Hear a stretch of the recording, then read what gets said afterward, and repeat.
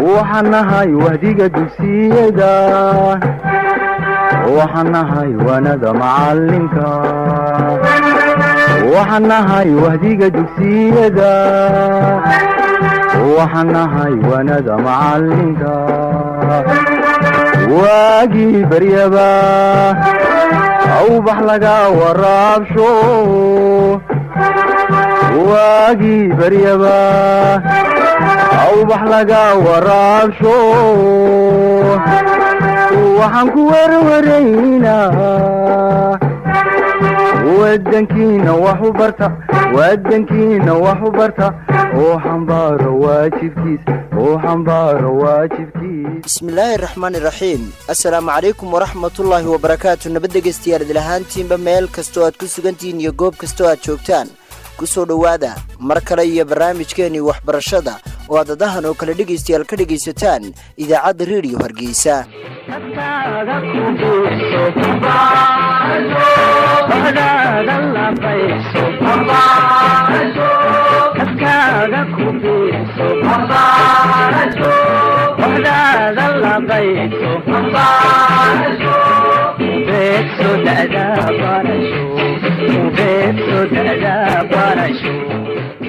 barnaamijkeena waadiga waxbarashada ee toddobaadkan waxaanu ku soo qaadan doonaa 4 caruur ayaa ay dhigta 2 waxa laga qaadaa $10 labana waxa laga qaadaa ilaa waraaqada markaan sugayo 30,000 shilin dadka hoos loo eego boqolkiiba 70 baa tan yar 5 iyo 6 baa u dhigta tamaandhay iibisa marduuf qaaday meel ku iibisa aqal male hanti male waab kiraabay ku jirtaa waxaan leenahay dawladdu halka ilaa wasaaradda waxbarashada laga fiirsado arintaas odaygiiyo kuuliye ma awoodo inuu 5 caruur ka bixiyo 30,000 shilin oo 150,000 waa qaar ka mid ah waalidiinta ay ardaydoodu dhigtaan dugsiyada hoose dhexe ee dawliga oo ka hadlaya lacag laga qaado ardayda wax ka barata dugsiyada hoose dhexe ruuxii tisqaada dadku tiigsadayo تعبيو أقومبا انت لو ترتميا haddaba dhegeystayaal barnaamijkeena waadiga waxbarashada ee toddobaadkan waxaanu ku falanqeyn doonaa lacagaha laga qaado ardayda wax ka dhigata dugsiyada hoose dhexe ee dawliga xisbil xaakimka talada dalka ee kulmiye xilligii ololaha uu ku jiray waxqabadyadii ugu waaweynaa ee uu ballan qaaday waxa ku jirtay in waxbarashada dugsiyada hoose dhexe laga dhigo bilaash taasi oo hirgashay markii uu talada dalka la wareegay madaxweynaha jamhuuriyadda Somaliland أحمد محمد محمود سيلانيو أرنتنا يا هيد ميداي أورياقين سونا دويين جودهان ببلشدة سوماليلان جارهانا دتك الدنير تايانا وودين لعجها لقا قاضو وحبرشدة دوكسية ده صدحة اي دوليقا هادبا وحمودوي كان قدام بيسو بحايين دوكسية دا سيقار كود اي سو عليين لعجيه هرولو تشوشيي taas oo bulshada danyarta ah ee ku nool guud ahaan Soomaaliland ay cabasho ka muujiyeen lacagahani oo ay qaarkood noo sheegeen inaanay awoodeynin haddaba waa kuwa qaar ka mid ah waalidiinta ay caruurtoodu dhigtaan dugsiyada hoose dhexe ee dawliga oo ka hadlaya arintaasi magacaygu waa hooyo khatra waxaan ahay hooyo iskuulka ay u dhigtaan 5 caruur iskuulada dawliga ee dugsiyada hoose dhexe waxaan markii hore dawladda kulmiye qabsatay ilaahay raalaha ka noqday madaxweynaha wuxuu ka dhigay iskuulada bilaash odaygaygu waxa weeyaan kuuli 5 caruur baa ay dhigta sixir bararko sii kordhaya awgeed ayaa waxay saameyn markasta waxaan ugu caqabad inaanu 5 caruur ka bixino lacagta intaas leeg ee ardayda odaygiiyo kuuliye ma awoodo inuu 5 caruur ka bixiyo 30,000 shilin oo 150,000 bareefadkii iyo iskuulkii dawliga ahaa isku lacag baaba ku sii socdaan imka sidaanu ku wadno way nagu adag tahay macallinkana waa u garowdaa inuu lacagta inta laga qaado wasaaradda waxbarashadu ma kafeenaysa baahiyihiisii caqabadna annaga waxa nagu ah inaanu lacagta inta laga ardayda ka qaadno marka dhib weyn baan haysata wasaaradda waxbarashada waxaanu oran lahayn bal hoos u eega macallimiinta baahida dadweynaha isku noqdaydu waxyaalihii aanu u qushuucnay ama dadweynaha amba waalidiinta Soomaaliland ay la dhaceen ee xusbiga ku jeclaysteen ee ku doorteen ee intaan dooranna markii dambe ay ugu duceeyeen oo aanay waxba iminka ka jirin arrinta kor u kacday oo wax ku kordhay mooyaan waxba laga dhimin waxna aan laga deynin marka waxa weeye waxaanu leenahay dawladdu halkaa dadku waxay iibiyaan tamaandho mid tamaandho iibisa 4 wax u dhigtaan midaan tamaandho baa dadka bixiyaan oo 5 ama 6 wax u dhigataa waxaanu leenahay Jamhuuriyadda Soomaaliland wasaaradda waxbarashada dadka hoos loo eego boqolkiiba 70 baa tan yar 5 iyo 6 baa u dhigta tamaandho iibisa marduuf qaaday meel ku iibisa aqal ma leh hanti ma leh waab kiraabay ku jirtaa falaashaha iibisa waxaan leenahay dawladdu halkaa ilaa wasaaradda waxbarashada ha laga fiirsado arrintaas dadka hoos loo eego macallimiintu hala saayiraan caruurta maamulka iskuuladu hala saayiro raxmaan magacayga waa Kaas Ismaaciil Xasan xukuumaddu markii hore way ku mahadsanayd bilaashka ay yani markii hore ardaydu ay ku dhigan jirtay iskuulada imaka laakiin dawaana lagu kordhiyo ugu yaraan wax inta ugu yar waxa laga qaada 30 kun oo shilin waxa kale sekondariyada kale lacag wareeran laga qaada bulshaduna deema bixin karayso way nagu adag tahay 4 caruur ayaa ay dhigta laba waxa laga qaada $10 labana waxa laga qaadaa ilaa waraaqada markaan sugayo 30 kun oo shilin ma fahanteen waxaanu dawladda iyo xukuumadda ka codsanaynaa bilaashkii hore u handana loogu soo celiyay bilaashna loo fidiyo magacayga oo Xaliime Cali Maxamed waxaan ka hadlayaa waxbarashada waxa weeyaan aniga oo hooyooyinka caruurta dhalay mise waalidkaba waxa weeyaan waxana lagu yiri oo Axmed Maxamed Sinaaye yiri waxa weeyaan waxbarashadu waa idin fasax waa idin bilaash imikadana maalmo waxna leeyahay 30 keena 5 keena iyagoo inta soo arday dhigtay ayaa leeyahay maalmo walba 100 kun aan awoodin dhib waxa leeyahay waa inaad bisha horumarinteeda iyo dabadeedaba keentaa waxa weeyaan markaa maxay ku dhacday macallimiintiiba bal halkay ka timi sheekadani horta la isweydiiyo waalidoo dhami madaxu dhafarka ku haya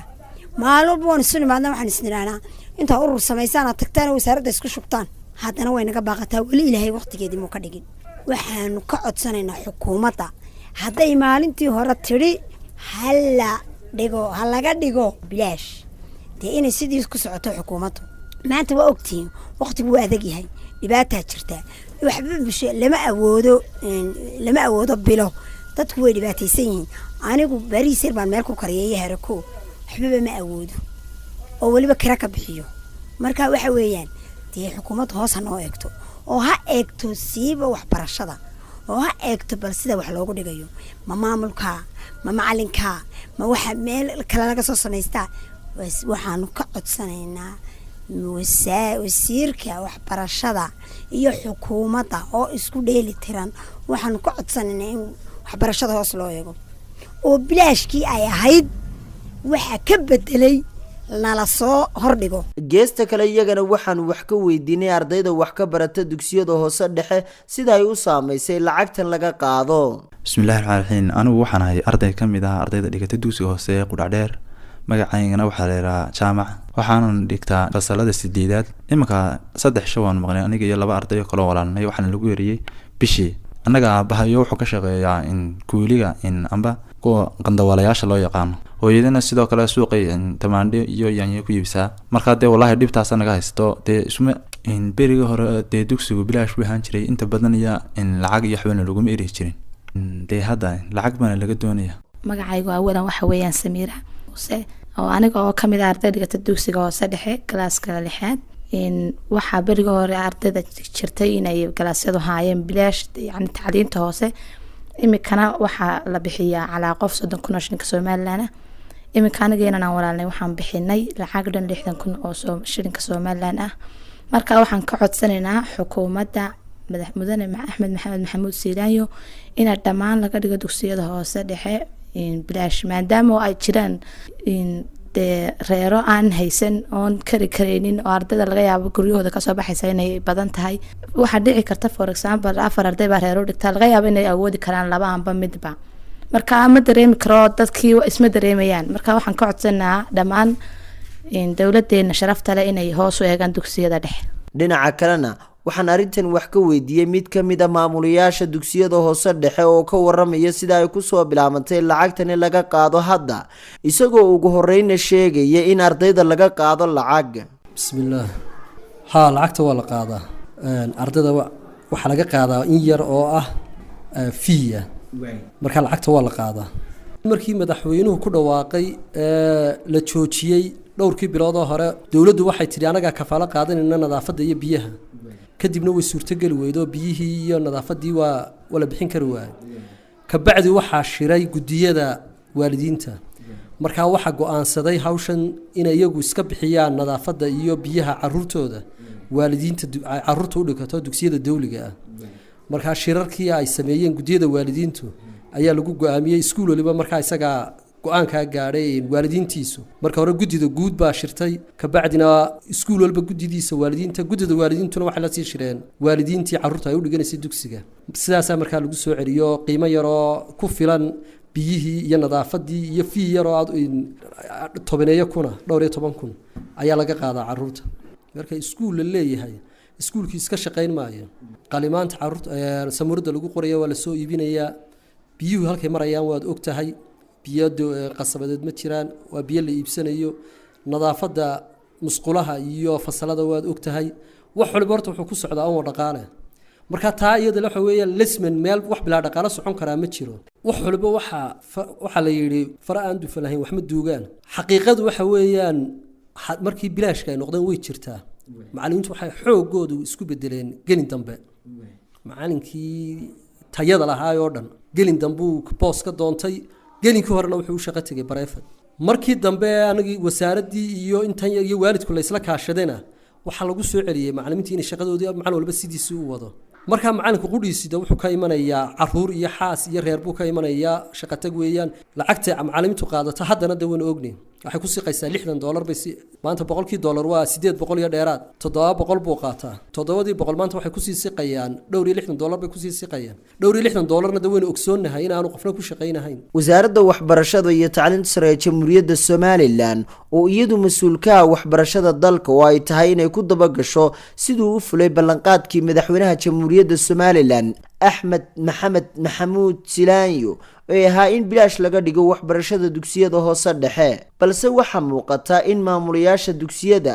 ay ballanqaadkaasi baalmareen waxbarashadina ay ka dhigeen in lacagihii la soo celiyo taas oo ay tahay in wasaaradda waxbarashada Soomaaliland ay dabagal ku samayso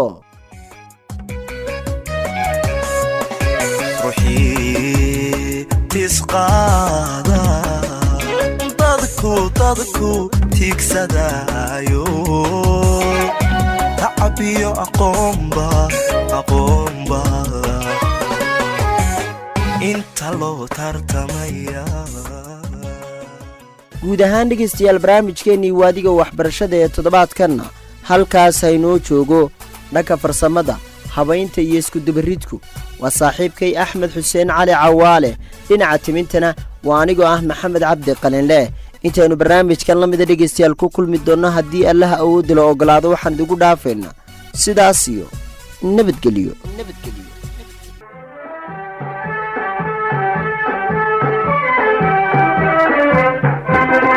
waxaan nahay wahdiga dugsiyada waxaan nahay wanada macalinka waxaan nahay wahdiga dugsiyada waxaan nahay wanada macalinka waagii baryaba awbax laga waraabsho waagii baryaba awbax laga waraabsho waxaan ku warwaraynaa wadankiina wax u barta